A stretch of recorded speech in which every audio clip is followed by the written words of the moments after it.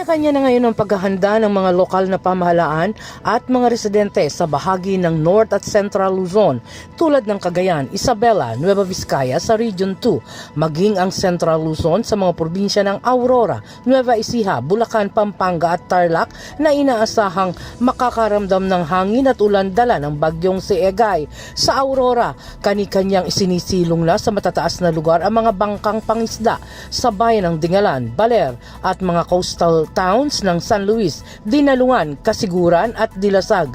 Gayon din ang kautusan nga ng PDRMO sa mga residente na kinakailangang sumunod sa mga ipinag-uutos ng mga Barangay Disaster Risk Reduction and Management Office. Marami ring turista ang nagsibalikan sa takot na ma-stranded dulot ng tuloy-tuloy na pagbuhos ng ulan simula pa kahapon. Nang magdeklara ng suspension ng klase, si Governor Christian Noveras, sinuspindi rin ang pasok sa paaralan sa mga antas sa bahagi ng Pampanga at Bulacan, maging ang lalawigan ng Cagayan na sinasabing isa sa tatamaan ng mata ng bagyong si Egay. Kahapon pa ay sinuspindi na ni Governor Manuel Mamba ang pasok sa mga paaralan. Mahigpit pa rin na ipinagbabawal sa mga sasakyang pangdagat ang maglayag, kung kaya't ilan sa mga biyahera ang mga pansamantalang nasa mga pantalan sa bayan ng Santa Ana, Apari at Claveria, Cagayan. Kahapon ay dumating na ang nasa 1,100 food packs mula sa DSWD sa lalawigan ng Batanes para handa na sakalingang manalasa ang bagyong si Egay.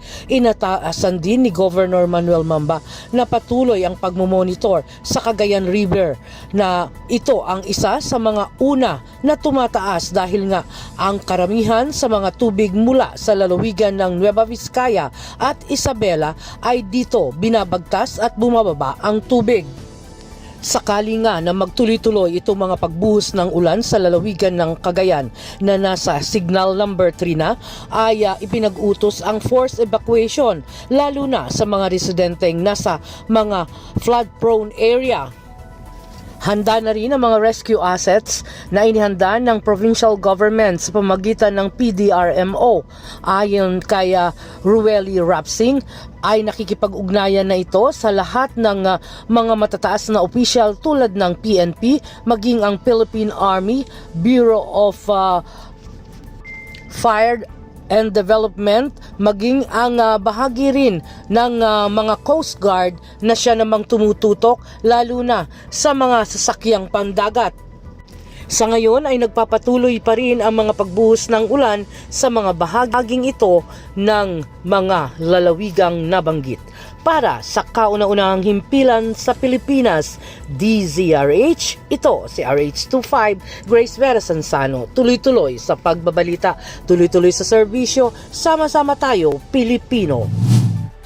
Nakahanda mo ang mga buffer stocks na bigas ng National Food Authority Bicol sa mga warehouse sa mga lugar na apektado ng kalamidad. Ayon kay Branch Manager Domingo Pura, sapat umanong supply ng bigas mula sa kanilang opisina para sa Albay at Catanduanes. May darating pa umanong nasa 20,000 kaban ng bigas mula sa Region 4 at aabot sa 70,000 kaban ng bigas mula sa Region 3. Ang kanilang bigas ay sinusupply umano sa mga ahensya ng gobyerno gaya ng LGUs, DSWD Bicol, OCD Bicol na siyang ipinamamahagi sa mga apektado ng kalamidad gaya ng presenteng sitwasyon ng pag-aalburuto ng Bulkang Mayon. Samantala, nasa 8,000 sako ng bigas ang kanilang buffer stock sa lalawigan ng Catanduanes. Sa ngayon na naabot ng 15 araw na konsumo ng mga apektadong residente. Anya, sapat na umanong sa pangangailangan ng lalawigan sakali mang magkaroon ng mga evacuee. Dagdag pa nito, na plano lang dagdagan ito at paabutin sa 10,000 bags base sa kapasidad ng kanilang warehouse.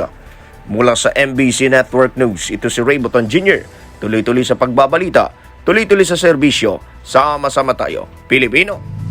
Dito mula sa Mindanao, isa pang bangkay ang na-retrieve kaninang umaga mula sa bumagsak na steel bridge sa Sitio Kibakak, Barangay Malamba, Marilog District, Davao City nitong Lunes pasado alas 3 ang hapon. Ang bangkay ay kinilalang si Jimboy Liga, 28 years old, isa sa mga worker ng nasabing steel bridge.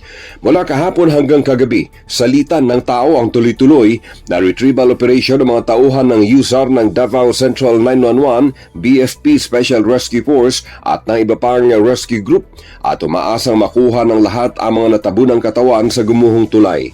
Sa inisyal na investigasyon ng Marilog PNP, bago ang insidente, nasa 19 na workers ang abala sa pagsasaayos ng steel plates sa gitnang bahagi ng tulay gamit ang isang boom truck.